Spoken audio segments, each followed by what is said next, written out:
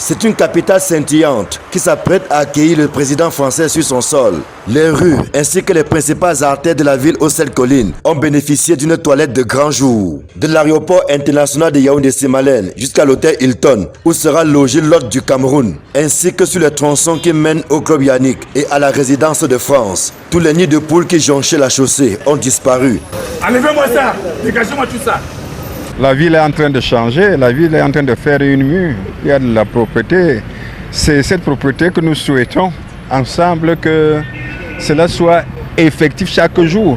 Et non pas peut-être le jour où les grandes personnalités arrivent. Tout le monde a besoin de ça. Nous tous, nous devons faire les efforts pour maintenir ce cap, pour maintenir la ville propre. Je crois que c'est le bien de nous tous. Si les Yaoundéens se réjouissent de voir le cœur de la capitale briller de mille feux, ils regrettent cependant que ce soit la visite du chef de l'État français qui vienne réveiller les autorités, alors que c'est depuis plusieurs mois que la voirie de la capitale est dans un piteux état. Est-ce qu'il faut vraiment qu'on attend qu'un grand arrive dans ce pays, le président français arrive dans ce pays pour qu'on ferme les trous, les petits trous, les nids de poules qui sont un peu partout. Vraiment. Ça ne fait pas vraiment que le pays avance. Les trous qu'on a cachés là, c'est pour certains jours. Parce qu'après là, ça va encore revenir. On n'a même pas caché ça normalement. Ce n'est pas à chaque fois que l'étranger doit arriver au pays qu'on va chercher à mettre de la propreté. Il faut mettre la propreté à tout moment. Ce que tente de tempérer ces responsables. Le toilettage n'est pas fonction de la visite. Le toilettage est une œuvre qui se déroule de manière permanente. La communauté urbaine est venue en appui au site pour mettre un peu de propreté, juste ça. Et vous voyez, on ne casse pas ceux qui ont des domiciles, c'est ceux qui occupent les emprises publiques qu'on libère pour donner un peu plus de visibilité au trottoir.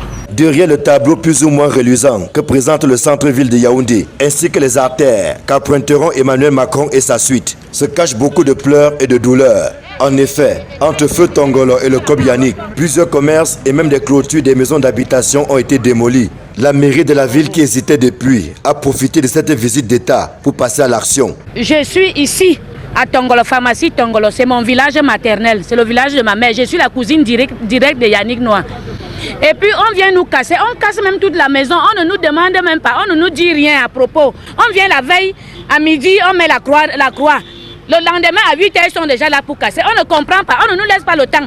Et en cassant ma barrière, j'ai fait allusion à l'autre barrière que vous voyez un peu plus haut là, et qui est presque au même niveau que celle-ci. Malheureusement pour moi, c'est la mienne qu'on a choisi pour venir casser, comme vous voyez là. Les nombreuses victimes n'ont désormais que les yeux pour pleurer, surtout que les rentrées scolaires approchent à grands pas. Mère de 3 enfants célibataires comme je suis. Je ris alors que je ne dois même pas rire. C'est parce que je suis dépassée. Je ne sais même pas ce que je veux faire.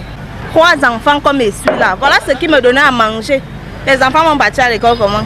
Tout ce qui était en bordure de route, légèrement en bordure de route, là, c'est de ça que nos familles vivent. On vit avec, on envoie les enfants à l'école. Septembre, c'est dans quelques jours, on va faire comment? C'est donc un sentiment mitigé qui anime les Yaoundéens au moment où Emmanuel Macron s'apprête à fouler le sol camerounais. D'un côté, ceux qui se réjouissent de voir les rues et la voirie de la capitale prendre un coup de neuf. Et de l'autre côté, les victimes d'un déguerpissement forcé qui n'ont malheureusement rien vu venir. Hélas.